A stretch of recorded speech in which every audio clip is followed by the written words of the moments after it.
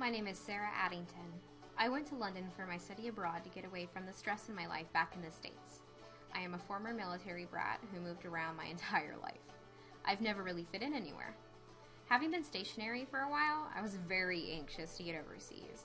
What I did not expect was to make some of the best friends I could ever ask for, or to find a home that I never really had. When leaving the Pacific Northwest of the United States, I was ready for the deep history of London, all of the new people I would meet there. There were even a few people that I had begun speaking to over the summer through the university's Facebook group, and most of those people I ended up meeting in person immediately because they ended up living in my flat.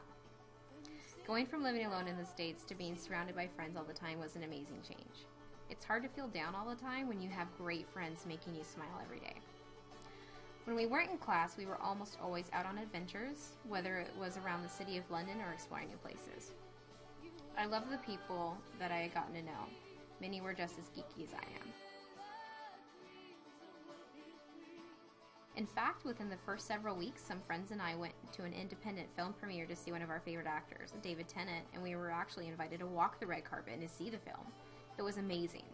And not long after that experience, a couple of friends and I were able to go to a very small Doctor Who convention, getting to meet and hang out with some of the actors and writers. It was fantastic, and now my TARDIS shirt has lots of signatures.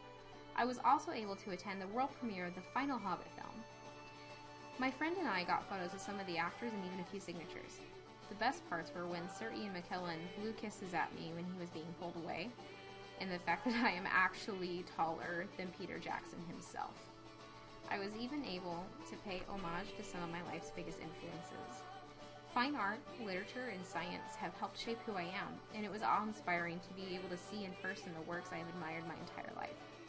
I was able to see one of my favorite Leonardo da Vinci sketches, Vincent van Gogh's Sunflowers, and the original fossil of Archaeopteryx. Each of these brought tears to my eyes. Yet the biggest personal impact was visiting the grave of J.R.R. Tolkien, whose books kept me going in the darkest times of my life. Being able to thank his memory in person was such an emotional moment. I even left a small note written in Elvish thanking him on thin paper that would dissolve into the earth when it rained. Never in my life have I had a harder experience than getting on the plane to leave and come back to the U.S. I knew I would make friends, I just had no idea to what measures these friendships would go. Now I cannot even imagine my life without every single one of them. To quote the forever and great and nerdy Starkid, "You're the part of me that makes me better wherever I go."